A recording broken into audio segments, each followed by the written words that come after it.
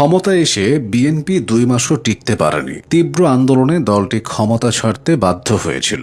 আজ থেকে ৩০ বছর আগে ১৯৯৬ সালে ঠিক এমনটাই হয়েছিল। নির্বাচনে বড় জয় পেয়ে সরকার গঠন করলেও তীব্র আন্দোলন আর রাজনৈতিক অস্থিরতায় পদত্যাগ করতে বাধ্য হয়েছিলেন তখনকার প্রধানমন্ত্রী খালেদা জিয়া। একতরফা নির্বাচন আর বিরোধী রাজনৈতিক দলগুলোকে উপেক্ষা করার ফলে এমন অবস্থার সৃষ্টি হয়েছিল। ১৯৯৬ সালে ক্ষমতায় এসেও কেন বিএনপিকে ক্ষমতা হারাতে হয়েছিল সে সম্পর্কে বিস্তারিত জেনে নেওয়া যাক।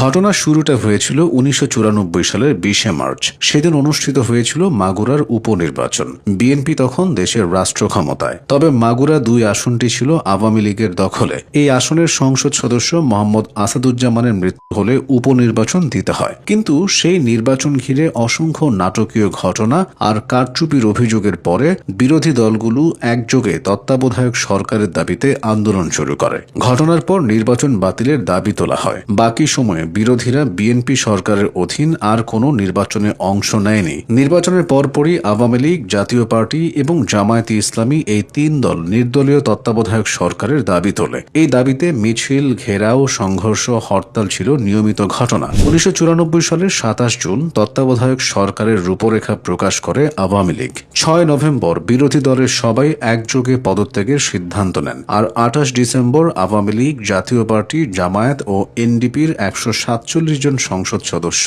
একযোগে পদত্যাগ করেন। আওয়ামী লীগের পক্ষে শেখ হাসিনা, জাতীয় পার্টির পক্ষে মিজানুর রহমান চৌধুরী, জামায়াতের পক্ষে মাওলানা মতিউর রহমান নিজামী এবং এনডিপির সালাউদ্দিন কাদের চৌধুরী পদত্যাগপত্র দাখিল করেছিলেন। তবে সেই পদত্যাগপত্র গ্রহণ না করে টানা ৯০ দিন অনুপস্থিত দেখিয়ে ১৯৯৫ সালের ৩১শে জুলাই সংসদীয় আসনগুলো শূন্য ঘোষণা করেন স্পিকার শেখ রাজ্জাকারী। আন্দোলন ও সহিংসতার মাত্রা বেড়ে গেলে ১৯৯৫ সালের ২৪ নভেম্বর পঞ্চম জাতীয় সংসদ ভেঙে দেওয়া হয় এবং ১৯৯৬ সালের ১৫ ফেব্রুয়ারি ষষ্ঠ জাতীয় সংসদ নির্বাচনের তারিখ নির্ধারণ করে তফসিল ঘোষণা করে নির্বাচন কমিশন। কিন্তু ১৯৯৬ সালের ১৫ ফেব্রুয়ারির নির্বাচনও ছিল একতরফা ও সহিংস। টানা ৪৮ ঘণ্টা হরতালের মধ্যে অনুষ্ঠিত এই নির্বাচনে ভোটার উপস্থিতি ছিল স্বল্প।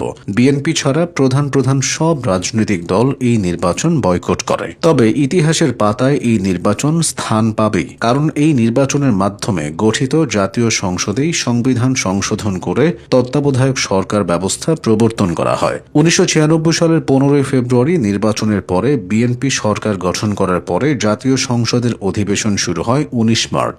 যদিও ৮ মার্চ থেকেই বিরোধী ৩ দল লাগাতার সর্বাত্মক অসহযোগ আন্দোলন শুরু করেছিল। সংসদে তত্ত্বাবধায়ক সরকারের বিল উত্থাপন করা হয় ২১শে মার্চ।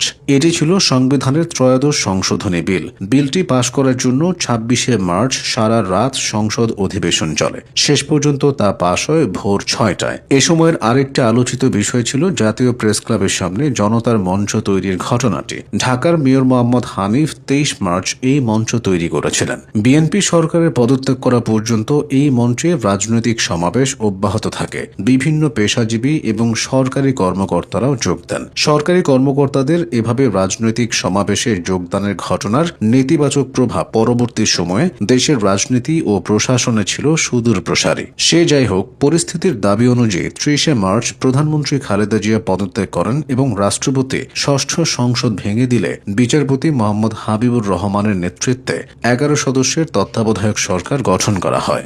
একই দিনে প্রত্যাহার করা হয় অসহযোগ আন্দোলন। এরপর ১৯৯৬ সালের ১২ জুন সপ্তম জাতীয় সংসদ নির্বাচনের মাধ্যমে আওয়ামী লীগ ক্ষমতায় আসে। পাশাপাশি দেশের রাজনৈতিক অস্থিরতা দূর হয়।